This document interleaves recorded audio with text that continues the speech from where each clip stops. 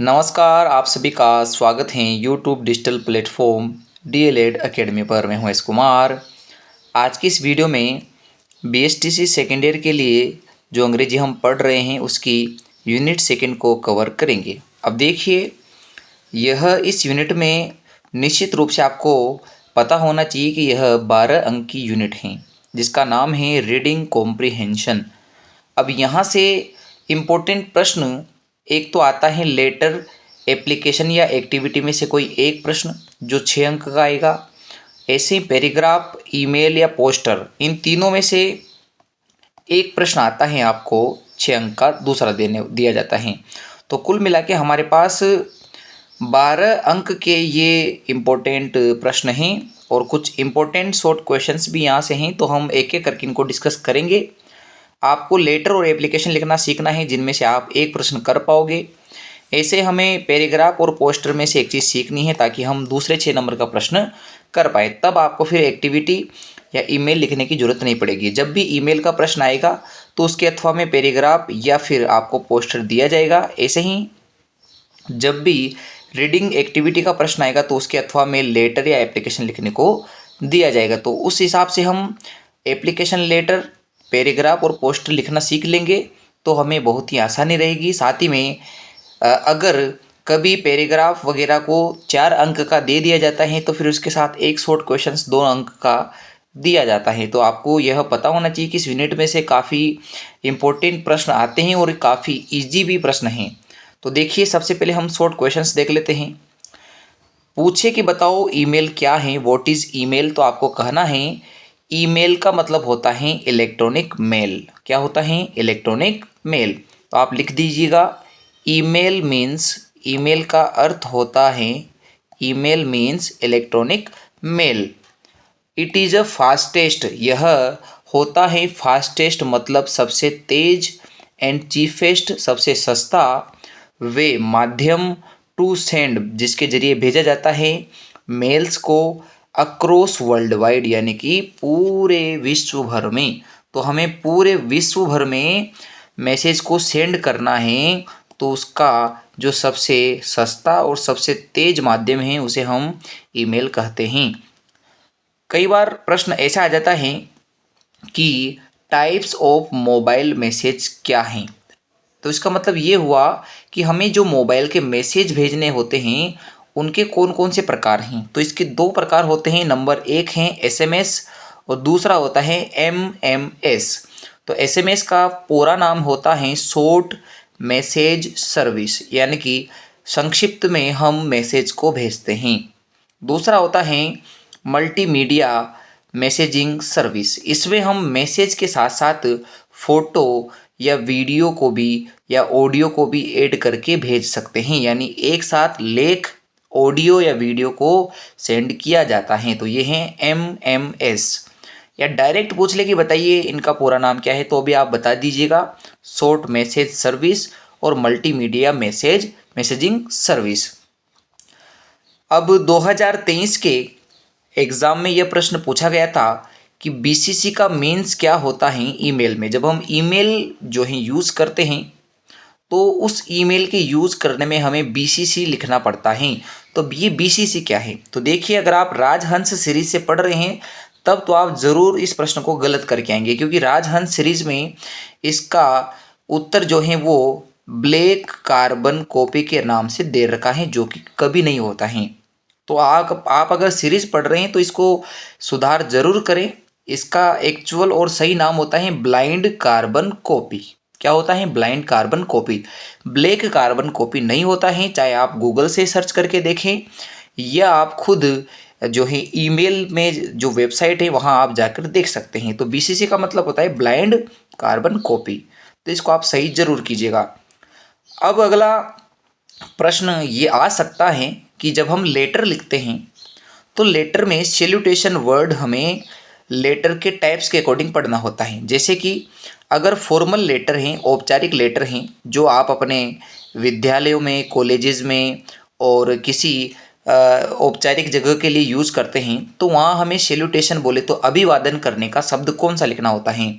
तो वहाँ हम लिखेंगे सर और मैडम, या तो सर लिख देंगे या मैडम लिख देंगे। तो आप अगर अपने प्रधानाचार्य को लिख रहे हैं, प्रिंसिपल को और हेडमास्टर को, इनको लेटर लिख रहे हैं, तो ध्यान दीजिएगा आपको हमेशा लिखना है सर और मैडम। और यदि आप घरेलू भाषा के रूप में इनफॉर्मल लेटर के रूप में यूज़ कर रहे हैं, जहां आप घर के किसी सदस्य को, अपने मित्र को आदि को लिखते हैं लेटर, तो उस समय सैल्यूटेशन अभिवादन शब्द के रूप में आप डियर शब्द का प्रयोग करके फिर या तो पीछे नाम लिख दो या फिर आपको लिखना है फ्रेंड।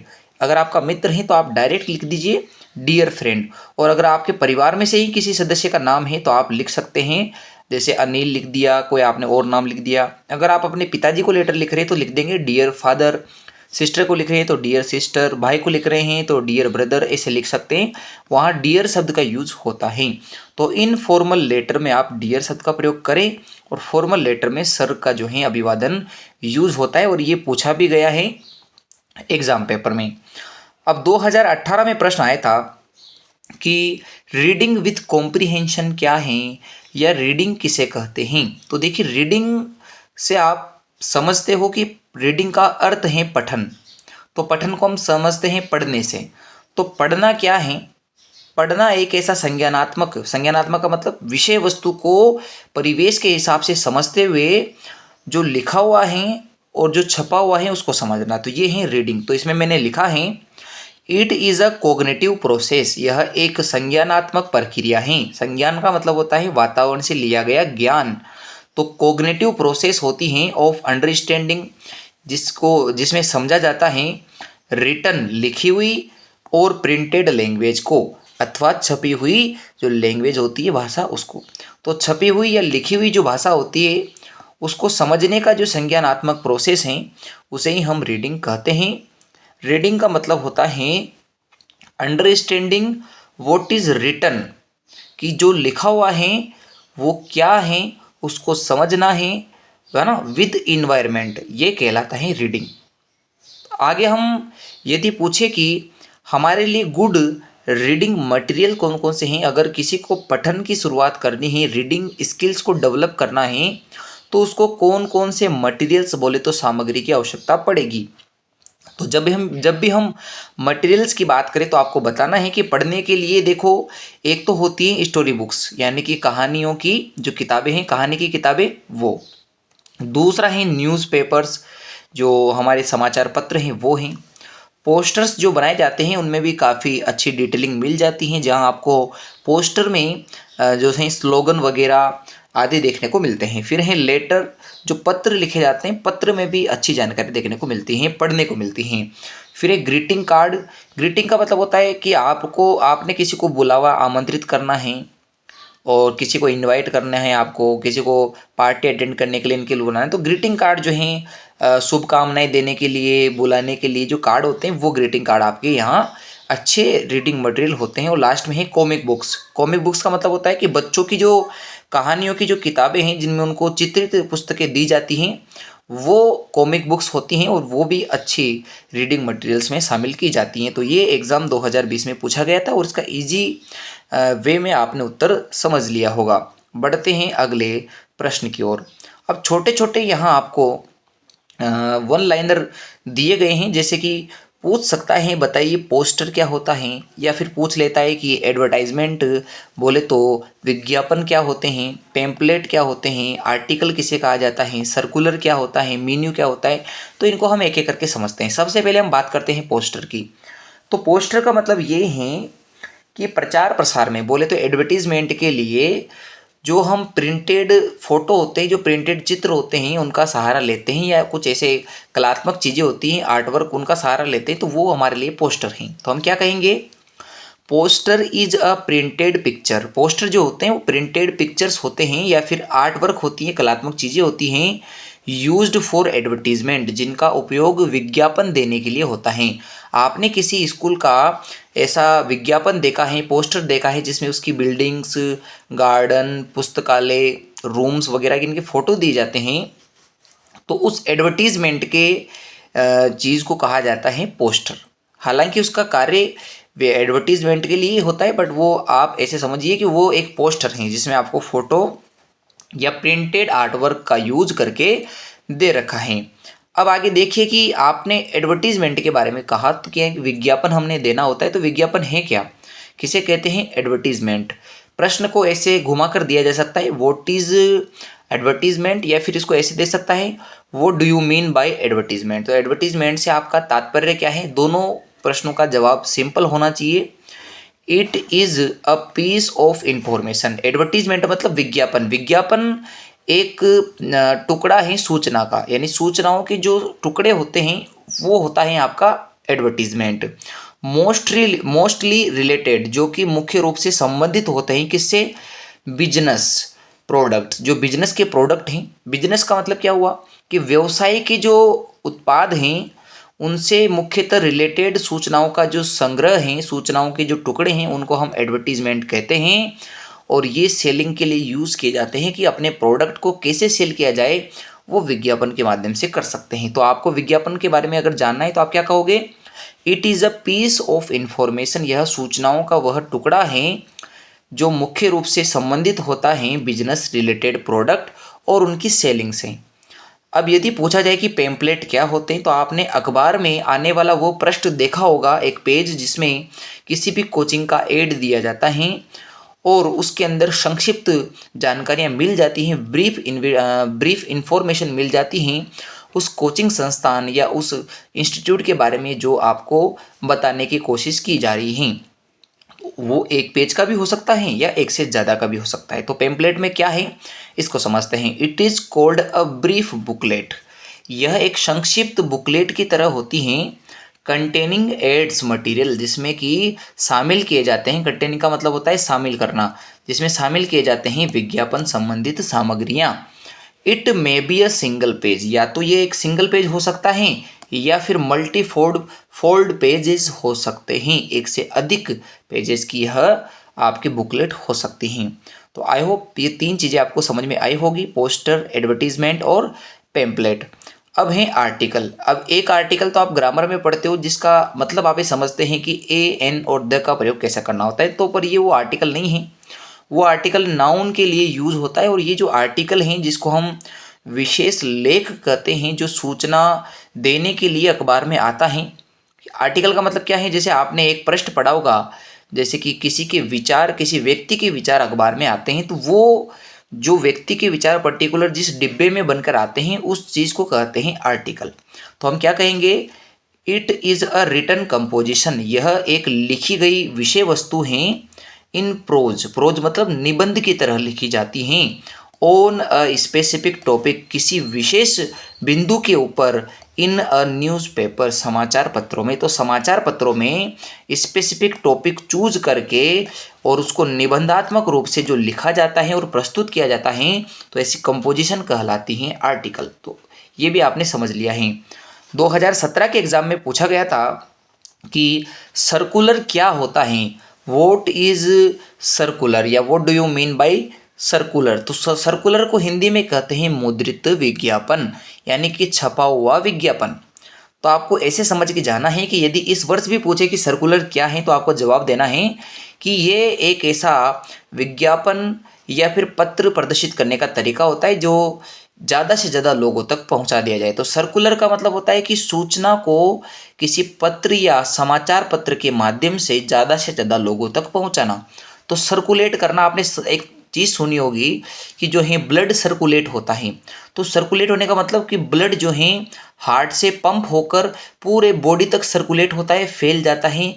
तो ज़्यादा से ज़्यादा लोगों तक किसी भी सूचना को अगर हमें पहुंचाना है तो उसके लिए या तो लेटर बोले तो पत्र निकाले जाते हैं या फिर एडवर्टाइजमेंट इसके लिए यूज होते हैं। तो ये है सर्कुलर। तो इसमें हमने लिखा है it is a kind of letter और एडवर्टीजमेंट। यह एक प्रकार होता है, ये चाहे पत्र की बात करें चाहे हम विज्ञापन की बात करें। दैट इज सेंट, जो कि भेजा जाता है, टू अ लार्ज, किसको, एक लार्ज का मतलब बहुत बड़ी या व्यापक नंबर ऑफ पीपल, बहुत सारे लोगों को, ज़्यादा से ज़्यादा लोगों को टारगेट करते हुए उनको भेजा जाता है। अब हम आ जाते हैं मेनू पर। किसी रेस्टोरेंट में आप गए हों, जिसको आप रेस्टोरेंट के नाम से भी जानते हो, तो इसको सही से बोलते हैं रेस्टोरेंट। तो रेस्टोरेंट में जब हम जाते हैं खाना खाने वगैरह, तो आपको एक जो है सूची दी जाती है जिसमें आप अपने खाने की चीज़ों को ढूंढते हैं। तो वो जो सूची आपको दी जाती है उसे कहते हैं मेन्यू। और जो मेन्यू होता है वो मेन्यू एक प्रिंटेड लिस्ट होती है जिसमें आपको फूड रिलेटेड जो आइटम्स होते हैं उनकी जो है आपको इन्फॉर्मेशन दी जाती हैं। तो एक बार मैं आपको इसके लिए जानकारी देते देते हुए पढ़ लेता हूँ। It is a printed list, यह एक छपी हुई प्रकाशित हुई लिस्ट होती हैं of the food related items, जो भोजन से संबंधित सामग्री है उससे संबंधित। डेट, जो कि we can choose at restaurant, जो कि हम चूज कर सकते हैं रेस्टोरेंट या रेस्टोरेंट में जाकर। आगे आपसे पूछता है कि एग मार्क क्या होता है। इसको AGMAR के नहीं बोलना है, इसको बोलना है एग मार्क। तो एग मार्क क्या है? तो आपने सुना होगा कि भारत में जो कृषि आधारित उत्पाद होते हैं उनके ऊपर एग मार्क का चिन्ह लगाया जाता है, सर्टिफिकेशन दिया जाता है। तो हम ये समझेंगे कि यह एक प्रकार का क्वालिटी सर्टिफिकेशन है, बोले तो गुणवत्ता का एक जांच पत्र है, मार्क चिन्ह है फॉर एग्रीकल्चरल प्रोडक्ट्स, जो कि कृषि आधारित प्रोडक्ट्स के लिए होता है इन इंडिया, भारत में। तो भारत के अंदर एग्रीकल्चरल जो प्रोडक्ट होते हैं उनके लिए क्वालिटी सर्टिफिकेशन का जो मार्क है उसे हम एग मार्क के नाम से जानते हैं। यानी AG का मतलब होता है एग्रीकल्चर और मार्क का मतलब होता है चिन्ह। जो एग्रीकल्चर से रिलेटेड मार्क होते हैं उसे हम एग मार्क कहते हैं और ये क्वालिटी को दर्शाता है कि वास्तव में आप जो प्रोडक्ट यूज़ कर रहे हैं वो क्वालिटी सर्टिफिकेशन के बाद ही आपको दिया गया है। 2019 के एग्ज़ाम में पूछा था कि नोटिस किसे कहते हैं। तो देखो नोटिस क्या होता है कि आपने स्कूल में देखा होगा कि कभी भी प्रधानाचार्य जब बच्चों को संबोधित करते हुए सूचना देता है तो उसको हम कहते हैं नोटिस, बोले तो आदेश। आदेश में क्या आएगा? It is a printed announcement, यह एक छपी हुई अनाउंसमेंट होती है, घोषणा होती हैं टू इन्फॉर्म, सूचित करने के लिए स्टूडेंट्स या पीपल्स, बोले तो लोगों को या फिर विद्यार्थियों को सूचित करने के लिए होता है। अगला है प्रोस्पेक्टस क्या होता है। अब मैं चूंकि विश्वास करता हूँ कि आप अगर एक बार अच्छे से पढ़ लेंगे तो चीज़ों को याद कर सकते हैं, नहीं तो फिर हर चीज़ ऐसी होती है कि ये इंपॉर्टेंट है वो इंपॉर्टेंट है। काम काम की छोटी छोटी एक एक दो दो लाइनें वाले सभी प्रश्न आपको पढ़ने होते हैं। अगर आपको याद हो जाता है तो बहुत अच्छी बात है। देखो प्रोस्पेक्टस क्या है? प्रोस्पेक्टस एक छोटी सी बुक होती है जिसमें हम किसी कॉलेज या स्कूल की सभी इंफॉर्मेशन एक जगह देख पाते हैं। तो हम कहेंगे it is a small book, यह एक छोटी पुस्तिका है, विच गिव्स, जो कि आपको प्रदान करती हैं इंफॉर्मेशन, सूचना, अबाउट अ स्कूल और कॉलेज, एक स्कूल या कॉलेज के बारे में। और ये दो प्रश्न आप इस बार भी पढ़ के जाओगे और यहाँ से आपको मुझे उम्मीद है कि चाहे 2 नंबर चाहे 3 नंबर का एक प्रश्न देखने को मिलेगा। और ये प्रश्न 2017 में भी पूछा गया था कि स्कैनिंग और स्कीमिंग क्या है। तो हम समझा सकते हैं कि जब हम स्कैन करते हैं तो हम ऊपर ऊपर चीज़ों को देखकर हम अपने काम की चीज़ देखकर छोड़ देते हैं। जैसे हम डिक्शनरी देख रहे हैं चाहे मेनू देखें तो हम केवल उसी चीज़ को देखते हैं जो हमें चाहिए होती हैं, हम केवल महत्वपूर्ण जानकारी को ढूंढते हैं। जबकि हम स्कीमिंग करते हैं तब हम क्या करते हैं कि हम जो विषय वस्तु जो समरी हैं केवल उस चीज़ पर ध्यान देते हैं कि हम बहुत लंबी चौड़ी चीज़ें नहीं पढ़ेंगे, केवल मुख्य मुख्य जो बात हैं उस पूरे में से उस काम की बात को सेलेक्ट करके उसको समराइज करके पढ़ लेंगे। तो एक बार मैं आपको समझा देता हूँ कि स्कैनिंग क्या है। तो it is a type of rapid और फास्ट रीडिंग, कि या तो फास्ट या रैपिड मतलब तेज़ी से पढ़ने का एक तरीका होता है for specific piece of information, उस महत्वपूर्ण सूचना के बारे में जो आपको चाहिए होती हैं। तो वो है स्कैनिंग, कि जैसे डिक्शनरी या मेनू सर्च करना। ऐसे अगर पूछे कि स्कीमिंग क्या है तो आप कहोगे कि it is a method of rapid reading, तेज़ी से पढ़ने का एक तरीका है to get only main summary, कि मुख्य जो समरी हैं, मुख्य जो आपके चीज़ें हैं केवल उतना या मुख्य आइडिया पढ़ने के लिए काम में आती हैं जो कि टेक्स्ट में लिखा हुआ है, गिवन टेक्स्ट में है। जैसे आप न्यूज़पेपर पढ़ते हो तो आप चाहे 25-30 लाइनों वाली पूरी घटना न पढ़े परंतु उसको समराइज करके कुछ 2-3 लाइनों में, एक लाइन में ऊपर करके दिया रहता है, उसे हम कहते हैं स्कीमिंग। तो आई होप ये छोटे छोटे प्रश्न आपको समझ में आ गए होंगे। अब मैं आपको पोस्टर लेटर, एप्लीकेशन, इनके बारे में समझा देता हूँ। तो देखिए पोस्टर अगर पूछे तो आप पोस्टर बहुत ही आसानी से बना सकते हैं। जैसे आपको यहाँ दे रखा है सेव वाटर सेव लाइफ का आपको बनाना है, तो आप क्या करोगे, पोस्टर बनाने के लिए आप पेंसिल, रबर और इन चीज़ों को साथ लेके जावे पेपर के दिन, और आपको ऐसा अट्रैक्टिव चीज़ बनानी है जिससे आप अपनी चीज़ों को दर्शा सके। एक तरफ आपने हरे पेड़ को दर्शाया है, नल बता दिया है और एक पौधा लगा दिया है, और पृथ्वी का आधा हिस्सा दर्शा दिया है जिसमें हरियाली भी है और पानी भी है। तो ये है सेव वाटर की तरफ का। अगर आप पानी बचाओगे तो ये सब आपको देखने को मिल जाएगा। अगर हम पानी नहीं बचाएंगे तो फिर क्या क्या हो सकता है, उसको दूसरी तरफ दर्शाएंगे। सूखी हुई पृथ्वी है, नल जो है उससे पानी अब खत्म होता जा रहा है, पेड़ नहीं है, तो इस प्रकार से हम दर्शा देंगे। और अगर इधर लिख देंगे फिर सेव लाइफ, तो आप जो स्लोगन लिखना चाहते हैं उसको दोनों तरफ लिख देंगे और बीच में ऐसा आर्ट वर्क बनाएंगे, एक ऐसा फोटो डिजाइन करेंगे जिसमें आप अपनी चीज़ों को बता सकते हैं। अगला हमारे पास है पोल्यूशन का। तो पोल्यूशन के लिए हम बना देंगे बीच में पृथ्वी, यहाँ लिख देंगे स्टॉप पोल्यूशन, पोल्यूशन को बंद करें, प्रदूषण बंद करें। और प्रदूषण कौन कौन सा होता है तो आपको पता है। आप एक तरफ वाटर बना के उसमें गंदगी दर्शा दीजिए, वाटर पोल्यूशन। एक तरफ प्लास्टिक बना के लिख दीजिए प्लास्टिक पोल्यूशन। एक तरफ आप स्पीकर, माइक वगैरह लगाकर उसमें लिख दीजिए नॉइज़ पोल्यूशन। और एक तरफ हम वाहन बनाकर वहाँ से धुआं निकाल देंगे, उसमें लिख देंगे एयर पोल्यूशन। तो पोल्यूशन के चारों प्रकार हम यहाँ दर्शाकर ऐसे लिख देंगे कि पोल्यूशन को बंद कीजिए, पोल्यूशन सही नहीं होता है। अगर प्लास्टिक का यूज करने के लिए है तो आप लिख दीजिएगा पृथ्वी ऐसा बना दीजिए, उसके दो छोटे छोटे ऐसे पैर बना दीजिए, दो हाथ बनाकर। एक तरफ आप उस बैग का यूज करें जो इको फ्रेंडली हैं, मतलब बोले तो पर्यावरण से संबंधित हैं, और एक तरफ आप प्लास्टिक का बैग बनाकर वहाँ लिख दीजिए कि avoid plastic bag, plastic bag को अवॉइड करें, उसे यूज न करें, और हमें पेपर बैग का यूज़ करना है, कपड़े से बने हुए बैग का। और बीच में वो स्लोगन लिखेंगे जो आपको कहा गया है, से नो टू प्लास्टिक।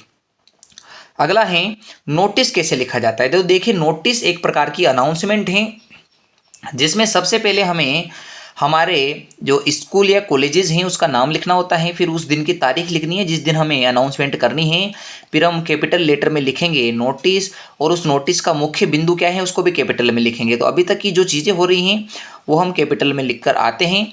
फिर उसके नीचे हम कुछ कॉमन लाइनें यूज़ करते हुए टॉपिक चेंज कर देंगे। जैसे आपको समर वेकेशन टूर के बारे में कहा गया है तो आप कहोगे, स्कूल के हेडमास्टर या प्रिंसिपल होते हुए आप कहोगे कि all the students are informed date. यहाँ तक आप बिल्कुल सेम टू सेम रखोगे कि सभी छात्रों को सूचित किया जाता है कि। तो ये हर जो आपका नोटिस होता है उसमें सेम टू सेम लाइनें रहती हैं। उसके बाद आप यहाँ से भी लाइनें सेम टू सेम रखोगे कि हमारी स्कूल ऑर्गेनाइज करने जा रही हैं, our school is going to organise. अब क्या ऑर्गेनाइज करने जा रही हैं, वो ब्लड डोनेशन कैंप हो सकता है, गांधी जयंती हो सकती हैं, या फिर वो समर वेकेशन टूर हो सकता है। तो ऐसे करके आप टॉपिक का नाम आगे जाके यहाँ चेंज कर सकते हैं। और ये समर वेकेशन टूर राजस्थान का है अगले सप्ताह में। फिर जब हम टूर वगैरह की बात करते हैं तो हम कहाँ कहाँ घूमने जाएंगे वो बता देंगे। जयपुर, अलवर, सीकर, झुंझुनू जो है हम घूमने जाएंगे, विल बी इंक्लूडेड, इसमें शामिल किए जाएंगे इस टूर के अंदर। फिर हैं कितने दिन के लिए जा रहे हैं तो हम कहेंगे the duration of the tour. Tour का जो ड्यूरेशन है, अवधि है, विल बी ऑफ 7 days, 7 दिन की हो सकती हैं। फिर हम कहेंगे कि जिसको ट्रिप पे जाना है हमारे साथ वो इससे इस तारीख तक जाएगा और हम इतने रुपए लेंगे। तो हम कहेंगे ट्रिप 18 से 24 तारीख के बीच में है, और ये ट्रिप का आपको प्रति विद्यार्थी आपको देना होगा 3000। तो हम कहेंगे the trip 18 to 24 March will cost, जिसकी कॉस्ट होगी ईच स्टूडेंट, प्रत्येक स्टूडेंट के लिए नियरली 3,000 रुपये। फिर लास्ट में एक लाइन लिखनी होती है और ये कॉमन लाइन है, इसको आप सब जो है नोटिस में यूज़ कर सकते हैं। दोज हु आर इंटरेस्टेड, जो कि आप में से जो इच्छुक हैं, में एनरोल द अंडर साइन, जो कि जिसके साइन नीचे हो रखे हैं उनसे संपर्क करें। विद पेरेंट्स परमिशन, पेरेंट्स की परमिशन लेकर बिफोर 15 मार्च, 15 मार्च से। तो देखिए 12 मार्च को आप नोटिस दे रहे हो, 15 मार्च लास्ट डेट है, उससे पहले पहले आपको संपर्क करना पड़ेगा, और 18 से 24 के बीच का टूर रहेगा, तो आपको डेट सोच समझ के यूज़ करनी है। तो इस प्रकार हम एक जो है नोटिस लिखते हैं। तो नोटिस के 2 और एग्जाम्पल आपको मैंने नीचे दे रखे हैं, 1-2 एग्जाम्पल वो आप जरूर देखिएगा। अब आ जाते हैं लेटर किस प्रकार से लिखा जाता है। तो सबसे पहले आपको लेटर के जो 4 पार्ट्स होते हैं उसके बारे में समझना है। तो आपको वैसे सीरीज में 5 दे रखे हैं, पर मैं आपको यहाँ 4 ही कहूँगा कि जब भी प्रश्न आए आप 4 ही लिखें। जो आपको लिखना है कि यदि प्रश्न पूछे कि पार्ट्स ऑफ लेटर क्या हैं, कितने होते हैं, कि कौन कौन से भाग होते हैं एक लेटर में, तो आप सबसे पहले लिखोगे एड्रेस एंड डेट। सबसे पहले जब भी आप लेटर लिखते हैं तो हम एक तो एड्रेस लिखते हैं अपना और फिर वहाँ डेट का यूज़ करते हैं। फिर दूसरा होता है अभिवादन करने के लिए सैल्यूटेशन। और मैंने आपको कहा था कि औपचारिक लेटर में आप SIR लिखते हो, बोले तो सर लिखोगे, और डियर का यूज करके इनफॉर्मल लेटर में, अनौपचारिक पत्र में लिखते हो। फिर लिखते हैं हम लेटर की बॉडी। बॉडी का मतलब होता है वो मुख्य भाग जिसमें आप अपनी इन्फॉर्मेशन इनपुट करते हो। और लास्ट में आता है सब्सक्रिप्शन, जैसे यूअर ओबिडेंटली, और उसी के साथ साइन भी आप लिखते हो तो सिग्नेचर भी आप यहाँ लिख देना कि सिग्नेचर और सब्सक्रिप्शन एक साथ लिखे जाते हैं। तो ये हमारे पास 4 पार्ट हैं, और अगर आप चाहे तो 5 नंबर लगा के यहाँ सिग्नेचर भी लिख सकते हैं, इसमें कोई रोकने वाला नहीं है। बट जब मोस्टली आप अच्छी किताबों में पढ़ोगे तो आपको 4 ही भाग देखने को मिलेंगे। अब यदि पूछे कि कौन कौन से प्रकार होते हैं, टाइप्स होते हैं लेटर के, तो आप कहो कि व्यक्तिगत लेटर लिखा जाता है जिसको पर्सनल लेटर कहते हैं, औपचारिक पत्र लिखा जाता है जिसको हम बिजनेस लेटर कहते हैं, ऑफिशियल लेटर कहते हैं, और दूसरा होता है बिजनेस लेटर जो व्यवसाय करने के लिए लिखा जाता है। तो ये 3 मुख्य प्रकार होते हैं लेटर लिखने के। वैसे प्रकार तो कई सारे हो सकते हैं, बट ये 3 इंपॉर्टेंट प्रकार आपको लिखकर आने हैं यदि ये प्रश्न पूछे कि कौन कौन से प्रकार होते हैं लेटर के। अब हम एक लेटर लिख रहे हैं। एक तो वो लेटर जो आप इनफॉर्मल, बोले तो घरेलू के लिए लिखते हो, जिसमें आप अपने घर वालों, माता पिता, चाचा चाची या किसी फ्रेंड को लिख रहे हो। तो एक लेटर तो मैं वो बता देता हूँ, और एक वो लेटर जो ज़्यादा पूछा जाता है उसके बारे में बता दूंगा। तो सबसे पहले आप अपने आप को श्याम मानिए। आपको एक लेटर लिखना है जो अपने अंकल को है, और उसमें उन्होंने आपको एक वॉच सेंड की है आपके बर्थडे गिफ्ट के रूप में। उसके थैंक बोलने के लिए आपको लिखना है। तो सबसे पहले आप क्या लिखोगे, हमने कहा कि हम एड्रेस और डेट सबसे पहले लिखते हैं, तो आप एड्रेस का यूज़ करोगे D20 आदर्श नगर। अगर आपको स्थान का नाम दे रखा है तो आप फिर जयपुर के स्थान पे कोई सा भी लिख सकते हैं, और फिर उस दिन की तारीख यूज़ करें जिस दिन आप लेटर लिख रहे हैं।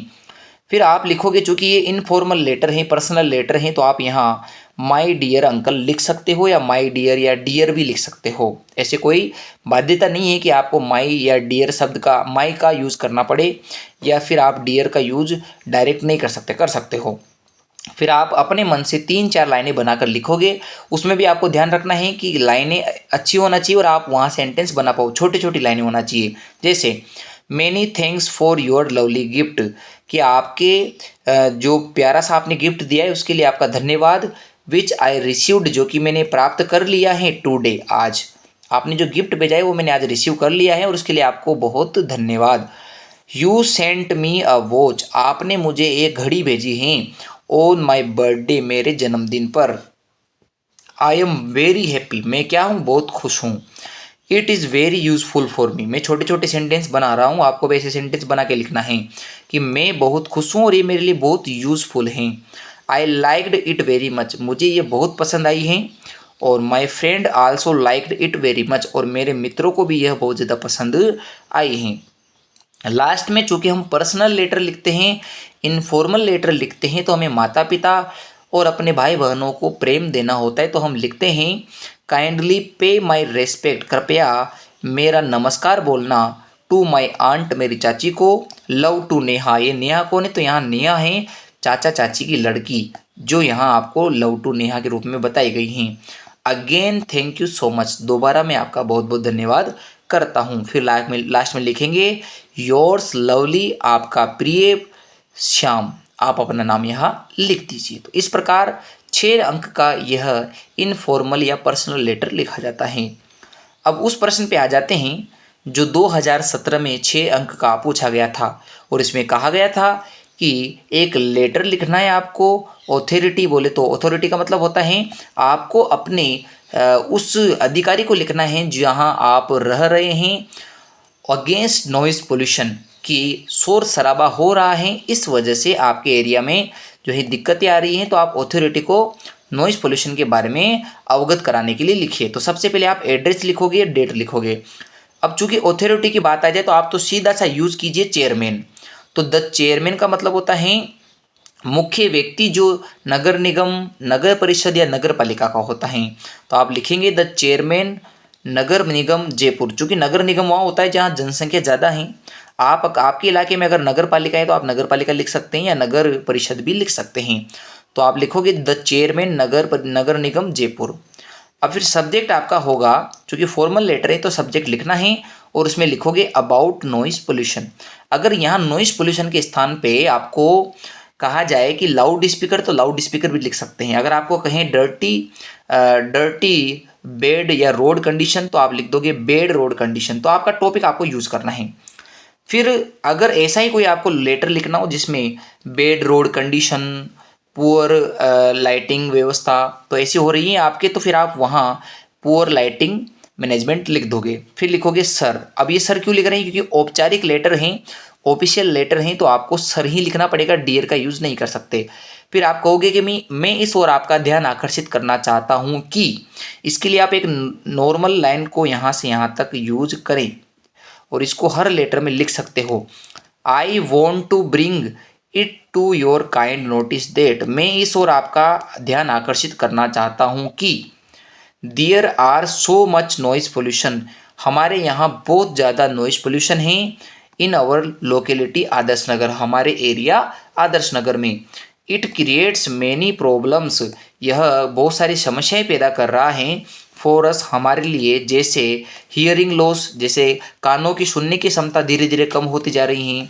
हाई ब्लड प्रेशर हो रहा है, स्ट्रेस हो रहा है, यानी कि दिमाग जो है इस पर स्ट्रेस आ रहा है, दबाव बन रहा है, मेंटल डिस्टर्बेंस हो रहा है। तो ये सभी चीज़ें जो है इसके कारण हो रही हैं। अगर यही लेटर हमें बेड रोड कंडीशन के लिए लिखना होता तो हम क्या लिखते?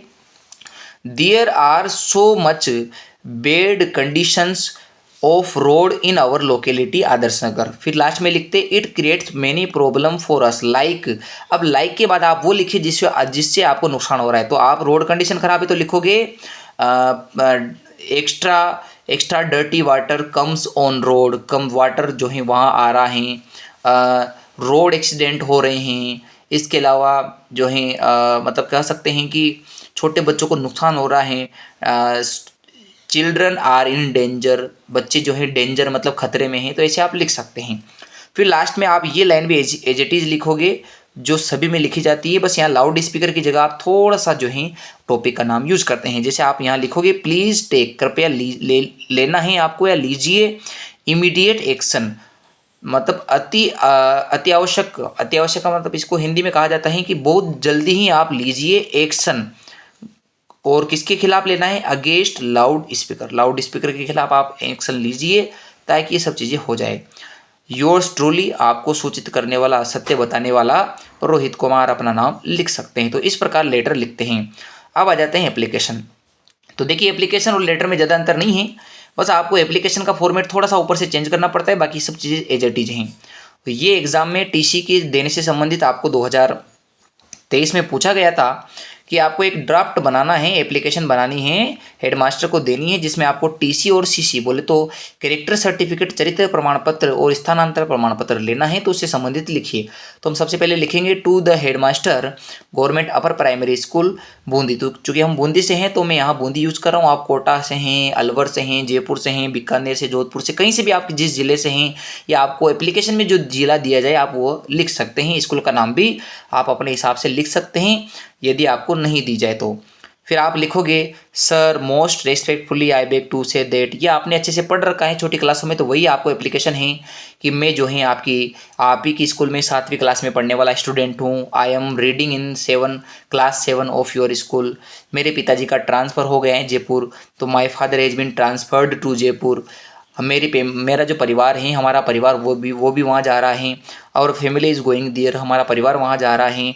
I need my transfer and character certificate, मुझे मेरा स्थानांतरण और चरित्र प्रमाण पत्र चाहिए। टू सीक एडमिशन, वहाँ एडमिशन लेने के लिए। इन अ गवर्नमेंट स्कूल, वहाँ के एक गवर्नमेंट स्कूल में जो वहाँ हैं, दियर हैं।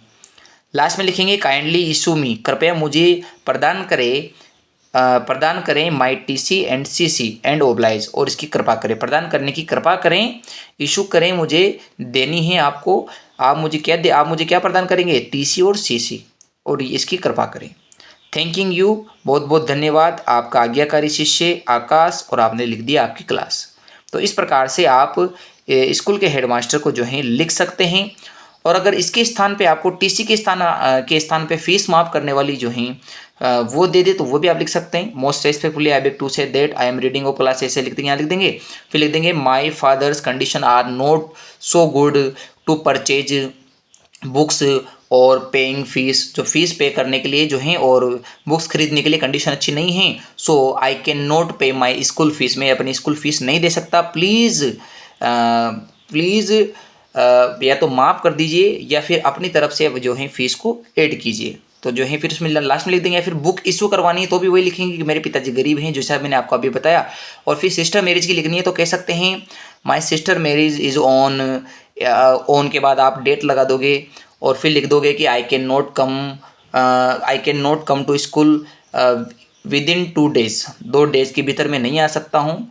तो फिर please kindly give me 2 days leave, 2 दिन की मुझे लीव प्रदान करें। और लास्ट में थैंकिंग यू लिख के आप योर्स ओबीडिएंटली लिख के अपना नाम लिख सकते हैं। तो इस प्रकार हमने लेटर, एप्लीकेशन, नोटिस, पोस्टर ये बनाना सीख लिया है और छोटे छोटे जो काम की बातें हैं वो यहाँ से सीख ली हैं। इसके बाद हम इम्पोर्टेंट यूनिट पढ़ेंगे जो हैं CCE। हम पहले उन्हीं 9 यूनिट्स में से उन यूनिट को कवर करेंगे जो ज़्यादा इंपॉर्टेंट हैं। तो 12 नंबर की यह यूनिट, 12 से 15 के बीच में यूनिट है ये। और इससे पहले वाली 7-8 अंक की वो भी यूनिट हैं तो वो। और फिर उसके बाद हम डायरेक्ट 9 नंबर की अगली यूनिट पढ़ेंगे जिसका नाम है CCE। तो ये हम पासिंग मार्क्स वाली सभी यूनिट्स पूरी कवर कर लेंगे और केवल 3 यूनिट्स पढ़ के आप पास हो सकते हैं।